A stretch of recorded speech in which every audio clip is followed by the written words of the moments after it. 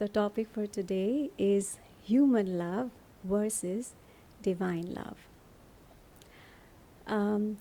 I would like to again repeat these points that we just read from this book, Affirmations for Self-Healing. There are important things, two things I would like to repeat that Swamiji has said. One is that the love is not ours, is never ours to create. And we are only channels of this love from its source in the infinite to whoever we meet. So it is really not our love, we are only channels. Another thing he says, the more we remove or forget ourselves in channeling this love, the more we will really understand what this love really is. And I would like to also read what Paramhansa Yogananda ji says about love, that what is love actually. So this is Paramhansa Yogananda ji has written it in his book, Divine Romance. And he says, in the universal sense, love is the divine power of attraction in creation that harmonizes, unites, and binds together. It is opposed by the force of repulsion, which is outgoing cosmic energy that materializes creation from the consciousness of God. Repulsion keeps creation in the manifested state. The attractive force of love counteracts cosmic repulsion to harmonize all creation and ultimately draw it back to God. He also writes, the sun and the moon and the earth, all things are held together by the bonding force of God's love. Every reflection of love comes from the one cosmic love. And when I read this, I was like, wow, love is actually not ours, And here he says that when God wanted to create this creation, he who is completely not moving, God who is still, a part of his consciousness vibrated, and moving outward, he became this creation. God became this creation. And this force is right now actually acting in the whole universe. And there is another force which is acting in the universe right now. And that force is the force of attraction. And this force of attraction, which is that God became many, and now he wants to bring that many, all of us, back to himself. So this force of attraction which is in the universe, that is God's love. That is divine love.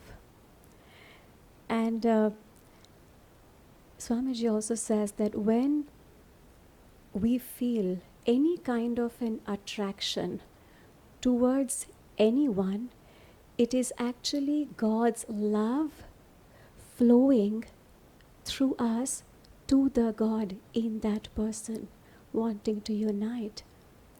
So really, when we say to anyone, I love you, that love is actually doesn't even belong to me. It is never mine anyways. It belongs to God. And this love, this force of attraction, is divine love. And the love that is there in the universe, this is the only love. this is the pure love. There is no other love that exists actually. And divine love, what is divine love? Divine love is unconditional love.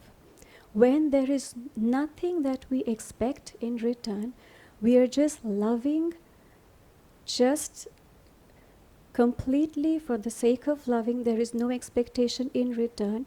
And also, divine love is when you want the happiness and the highest for that other soul. And what is human love then? Human love is when this divine love becomes impure. Because why? Because when channeling this divine love, we bring our ego in between. And we are not channeling it in a pure way. And human love is when there is, in return, you are expecting something. There is some expectation when, if the other person does not act, does not respond in a particular manner, then the love really disappears. It just goes away. There is a lot of attachment. There is a lot of, my husband, he has to behave in this, treat me in this manner. If he doesn't, then my love is gone. But divine love is not like that. It is unconditional. It is always there. It is never changing. And divine love is really the love of these saints, because their love is unconditional. It never changes, and it only wants the highest, the best for our souls. Paramhansa Yogananda ji had a disciple, and she was the most advanced women disciple, Sister Gyanamata, and it was written in the autobiography that she was going to die already many years back, but Yogananda ji held her life for 20 more years. And she was suffering from cancer, so she was in pain. She was suffering for 20 more years, but Yogananda ji made a deal with God that for 20 years, let her be in the body, don't take her away. And why? Because for her soul.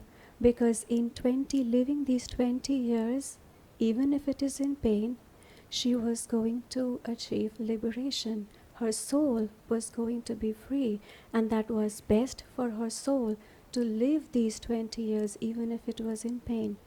So divine love is that. It's whatever is the best for the soul, that is what divine love is. And now reflect that any person that you love the most, just in your mind, bring that person to mind. Any person that you really love the most, and see, is your love like this? Is your love unconditional? That if the person is not acting in a certain way, not responding, not treating you in a certain way, does it still love? Does it still remain unconditional? You only want to give. There is nothing that you're expecting. There is no desire, no attachment. Just see how your love is for the person you love the most. Is it divine love? And if it is not, then that is not even love. That is just impure feelings. That is not real, pure love. Yogananda ji also writes in this same book, he says that God says, my love is beautiful and endlessly enjoyable when you love it alone, but the lifeline of your peace and joy is cut when instead you become entangled in human emotions and attachments. So our human love is really filled with this ruffling of the heart, with emotions. And when that happens, God love is not there. That divine love is not there. And he says that the joy that we feel in divine love, the joy, the peace is completely gone. Hence, human love, which is emotional, that is why there is a lot of emotions in the heart ruffling. That is why there is no peace, there is no joy in that human love. Now what do? Do we just stay like that? No. Swamiji has given us a way out. He says that whenever you are feeling an attraction, that you're feeling love for somebody, but you feel that emotionally you are not calm, that love, divine love is always calm and expansive. When you feel like that, there are ruffles, there are emotions, direct it to the point between the eyebrows to the spiritual eye. And that is what Yogananda ji says, that first give your love to God, and then with God's love, with that pure love, love everyone else. And I really tried this, you know.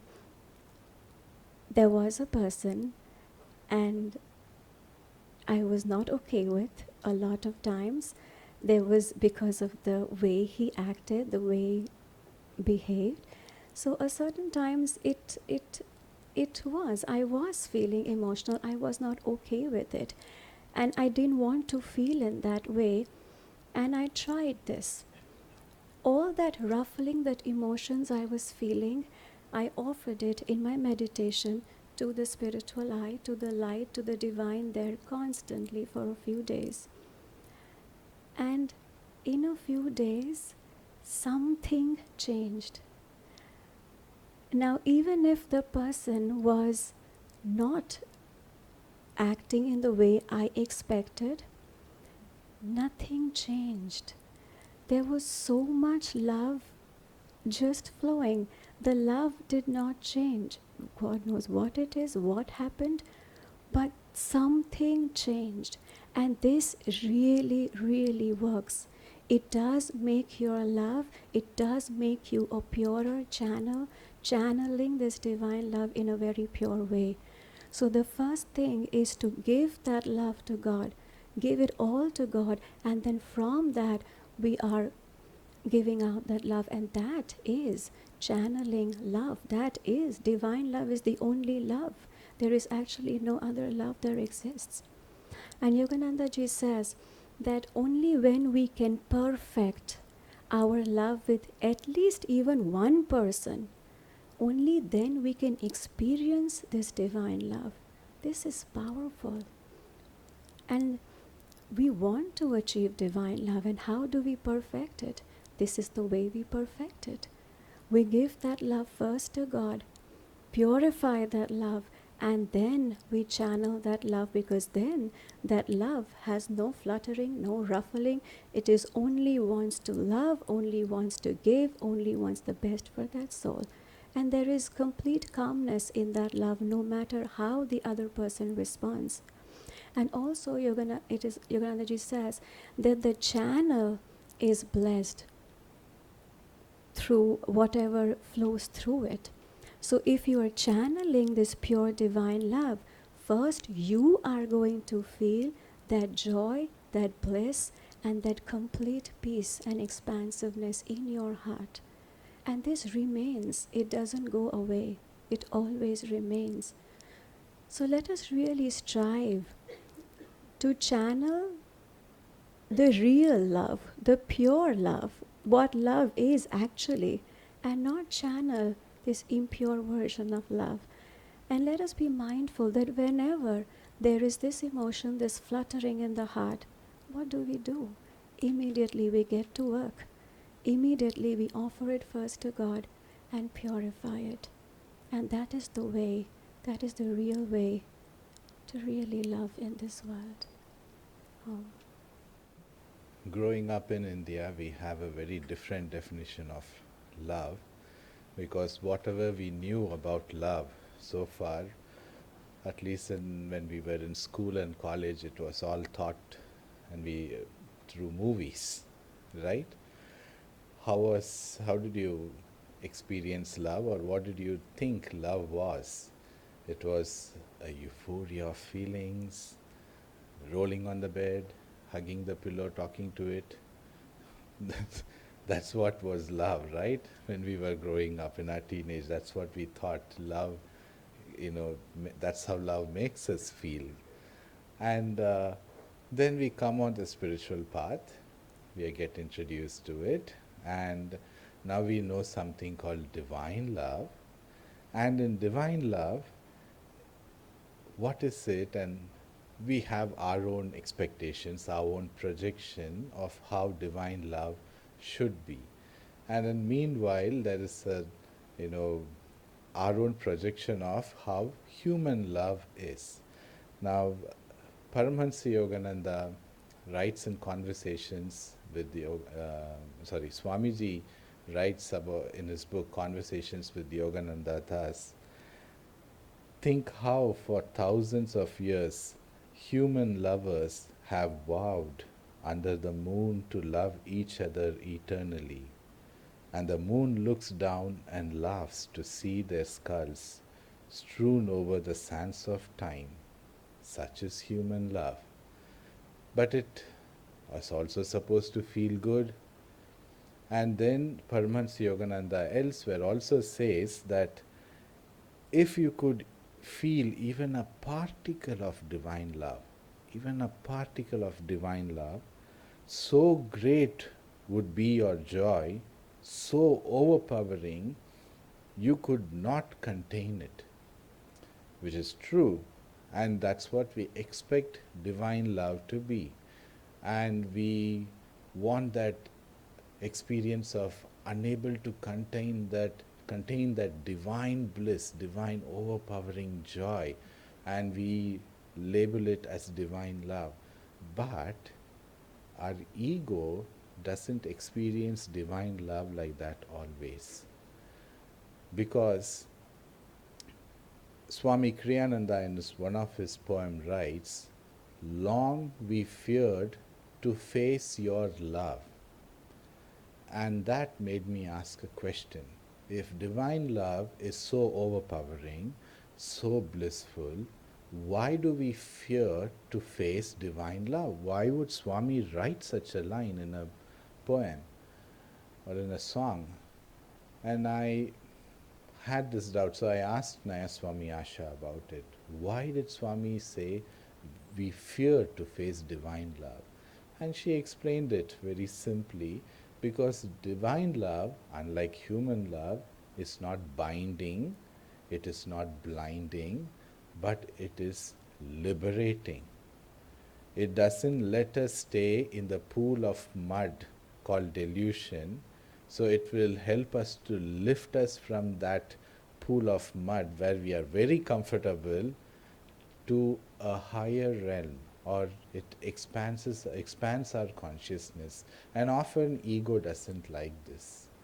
Even for there are many stories to give in autobiography, in every saint's life, that somehow they equate love and suffering together. Again, it's not understand. I couldn't understand why somebody should, why they call suffering as love, and how suffering and love is connected. But the suffering is for the ego. For example, there's a story of Teresa of Avila. So she and her, brother and sister monks were all going from one place to another place to serve. And they are going in the name of God. They are going because Jesus Christ sends them to serve to a particular place. So now, on the way, there were so many hurdles. It was flooded, and they were not able to reach their destination. And although Teresa of Avila was Saint Teresa, she was very calm. She could see her fellow companions being ruffled up by the obstacles. So she started to give them encouragement, and she said, even if we die in this rain, even if we die in this flood, we are working for God. Let's die in His name. What better cause can that, can be? And she started walking, and the flood swept her away. And she got drenched, and she was already ill. And finally, when she was saved, or when she came out of that flood, she cried out to Jesus Christ, Jesus, Master, why do you, you know, give so many obstacles for the mission you gave us? And Christ said that, well, this is how I treat my friends. And Saint Teresa said, no wonder you have very few friends. So that's what, no wonder there are very few people who dare to tread this path of spiritual, to tread the spiritual path, because it's not going to be, the ego is not going to be happy.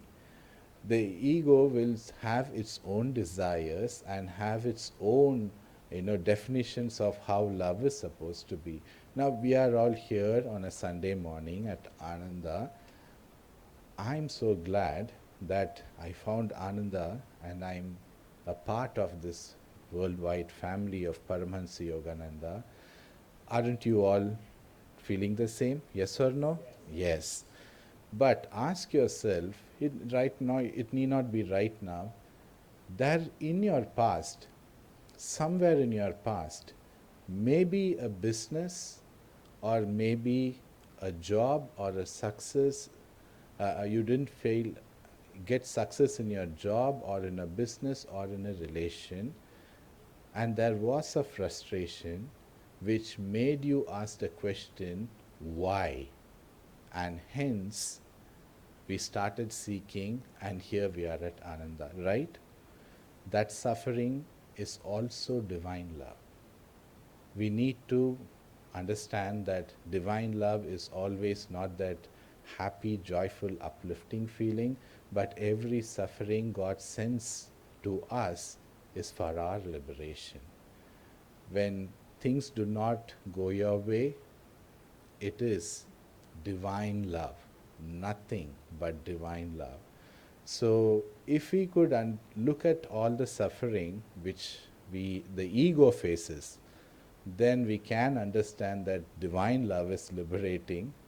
And another aspect of divine love is, it doesn't make you comfortable where you are. It will only give you and propel you towards your highest potential. Now Swami Paramhansa Yogananda left to Himalayas. He decided that ashram duties are so sterness, and he would want more time to meditate, and he left to Himalayas. And Swami Sri Yukteswar did not force his decision to him, on his disciple. He just let him go. He just said that enlightenment should be sought from a man of realization than from an inert mountain. That's all he said. He didn't say go or don't go. It was the disciple's duty to tune into Guru. But he left, and after a year or so, many days, he returned, and Swami Sri Yukteswar behaved as though just few hours have passed by. And Paramhansa Yogananda writes very nicely, all my shame face, the shame on my face spoke more eloquently than my words. And he just looked at him and said, come, let's go to the kitchen and see if there is anything to eat. And he asked, aren't you angry at me that I left abruptly? And Yukteswarji said that, no, I am not, because anger, one feels anger because of unsatisfied desires. I don't have any desires. My only desire is your highest good. So divine love doesn't make you comfortable again. It just won't give you what you want always. It will see what is good for you and make you do that. That is divine love. So if it's not pampering, it's liberating. We have a small baby devotee who comes here often. her name is Shreem. Every time you know, leave her on the floor somewhere in the boutique, for some reason I don't know, even if it is in the drawing room, she will crawl and come towards the staircase which goes down to the classroom. You leave her in the boutique, she will crawl out, and there is something, she wants to just slide down the staircase. Probably she's 11 months old. She doesn't know it's going to hurt her. And one of whoever is there, her parents or us, we go and then we take her, away from the stairs. Sometimes she doesn't like it, sometimes she doesn't mind. Spiritually, we are like that 11-month-old Shri. We don't know what we want, or we don't know that what we want, what we desire might be harmful for us. So God doesn't give us what we want.